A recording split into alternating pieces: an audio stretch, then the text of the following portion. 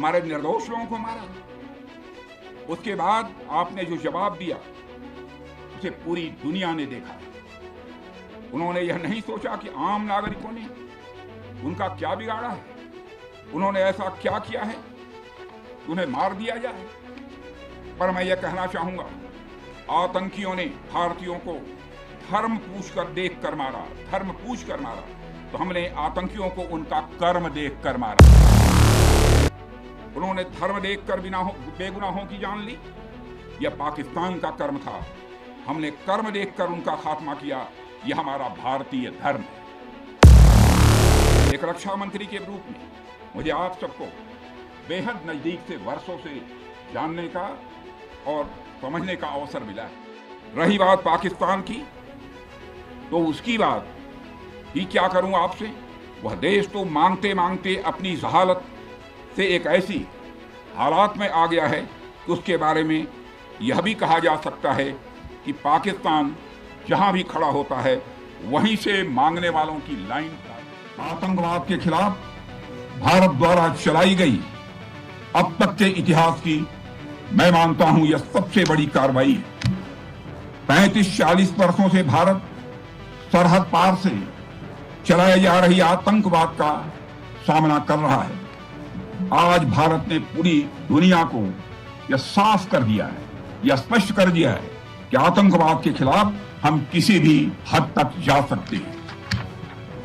साथियों, आतंकवादियों ने पहलगाम में आतंकवादी घटना को अंजाम देकर भारत के मस्तक पर चोट पहुंचाने की कोशिश की है। भारत की सामाजिक एकता को तोड़ने का भी प्रयास किया गया है।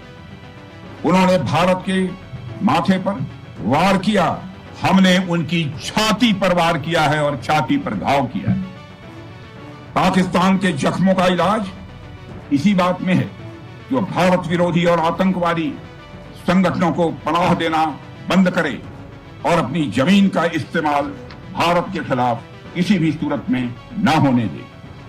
साथियों, आपको याद होगा कि लगभग 21 साल पहले स्वर्गीय अटल बिहारी वाजपेयी जी के सामने इसी पाकिस्तान ने इस्लामाबाद में डिक्लेरेशन किया था कि अब उनकी धरती से आतंकवाद एक्सपोर्ट नहीं किया जाएगा। मगर पाकिस्तान ने भारत को धोखा दिया है, पाकिस्तान ने भारत को छला है और आज भी वह धोखा दे रहा है। इसका खामियाजा अब उसको भारी कीमत करके भुगतना पड़ा है और यह कीमत यदि आतंकवादी वारदातें चलती रही तो लगातार यह बढ़ने ही वाली है। हमारे प्रधानमंत्री नरेंद्र मोदी जी ने दो टूक शब्दों में आतंकवाद के खिलाफ भारत की नीति को रीडिफाइन कर दिया है, इसे परिभाषित कर दिया है, जो यह कहती है कि हिंदुस्तान की सरजमी पर किया गया कोई भी आतंकी हमला एक एक्ट ऑफ वार माना जाएगा। दोनों देशों में जो अंडरस्टैंडिंग बनी है फिलहाल वह इसी बात को लेकर है कि सरहद पार से कोई बेजा हरकत अब नहीं की जाएगी। अगर की गई तो बात निकलेगी तो बहुत दूर तक जाएगी। साथ ही हमारे प्रधानमंत्री ने यह भी साफ कर दिया है, आतंक और बातचीत कदापि एक साथ नहीं चलेंगे और अगर बात होगी तो आतंकवाद पर होगी और पाक ऑक्युपाइड कश्मीर पर ही होगी। साथियों, ऑपरेशन सिंदूर की कामयाबी ने पाकिस्तान में छिपे आतंकी संगठनों और उनके आकाओं को भी यह साफ बता दिया है कि वे कहीं भी अपने आप को महफूज और सुरक्षित न समझें। अब वे हमारे बहादुर भारतीय सेनाओं के निशाने पर हैं।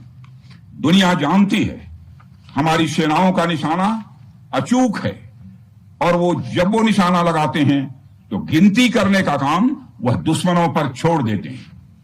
साथियों, आज आतंकवाद के खिलाफ भारत की प्रतिज्ञा कितनी कठोर है इसका पता इसी बात से चलता है कि हमने उनके न्यूक्लियर ब्लैकमेल की भी परवाह नहीं की। पूरी दुनिया ने देखा है कि कैसे गैर जिम्मेदाराना तरीके से पाकिस्तान द्वारा भारत को अनेक बार एटमी धमकियां दी गई हैं।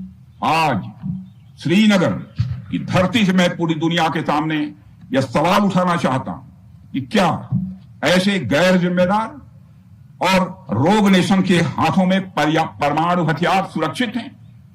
मैं दुनिया के सामने यह सवाल खड़ा करना चाहता हूं। मैं मानता हूं कि पाकिस्तान के एटमी हथियारों को IAEA, international atomic energy agency की निगरानी में लिया जाना चाहिए। मैं यह कहना चाहूंगा और साफ तौर पर कहना चाहूंगा